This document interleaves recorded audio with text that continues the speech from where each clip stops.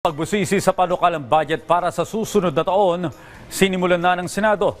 Department of Finance ibinida ang pagbaba ng inflation rate at unemployment rate. Si Daniel Malastas sa detalye. Sa opening speech pa lang ni Finance Secretary Ralph Recto sa pagsisimula ng budget hearing sa Senado, binigyan diin niya na maraming Pinoy noong nakaraang taon ang naiahon sa kahirapan.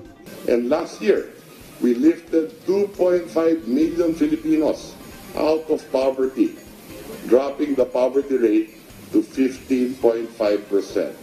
If we are able to elevate almost 8 million more Filipinos above the poverty line in the next 4 years, we will achieve our goal of reducing the poverty rate to a single digit of 9% by 2028.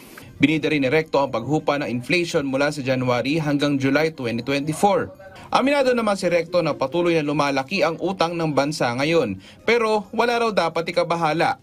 Tila napakalaki ng utang na umaabot ng trilyon piso.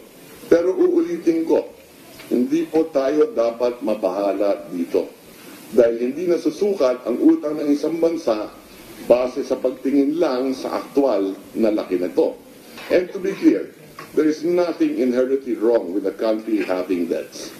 As long as the money is used for the right purposes, such as growing the economy, which in turn creates more jobs, increases income, and provides more revenues for the government. And that as long as the government has the ability to repay these obligations without compromising on other essential projects. Pagtitiyak ni Recto sa mga senador na sa tamang landas sila at maganda ang tinatahak ng kanilang mga target pang-ekonomiya. Despite external headwinds, we have grown at an average of 6.1% since President Marcos Jr. took office. This is among the fastest in the region. Pati unemployment rate na patuloy ang pagbaba ipinagmalaki rin ng kalihim. We have 50.3 million Filipinos employed today, and 63.8% of them are engaged in formal and stable jobs. Ibig sabihin, mas dumadami at lumalakas ang mga Pilipinong nagiging parte ng ating middle class. Pero para sa mga senador, kailangan pa rin makahabol sa usapin ng infrastruktura. Ang estimate ko, in infra development, I think we are 20-30 years behind our ASEAN neighbors. What's our catch-up plan para makahabol man lang tayo? We continue that with the Build Better More program. Apart from the national government investments funding our infrastructure projects, and meron din po tayong PPP. We are trying to ramp up the implementation of the PPP code, which we believe will be a game changer moving forward. Isa naman sa nabusisi ng mga senador ang problema sa right of way. Baka we should start land banking na alam naman natin na eventually maglalagay tayo ng train doon.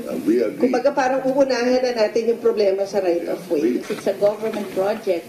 You cannot be rejected by any person as long as it's a government project. That is correct. There is a law on that. Yeah. And there are, 30,000 projects with the DPWH in any given year. So marami dyan, kailangan na. Samantala, nais naman ng ilang economic managers na ma-review ang poverty threshold natin. I think it's due for a visit of this poverty threshold natin kasi medyo matagal na rin. More than a decade na yun since it was set. And I think that the changes in the economy warrant a revisit already of the threshold. But the reason we are keeping it constant in real terms after adjusting for inflation, Your Honor, is just to ensure that we are tracking properly. But Secretary, there's certain things that need to be constant, but there's certain things that have to be adjusted. Inaasahang bubusisiin pa ng mga senador ang panukalang 2025 budget sa mga susunod na araw.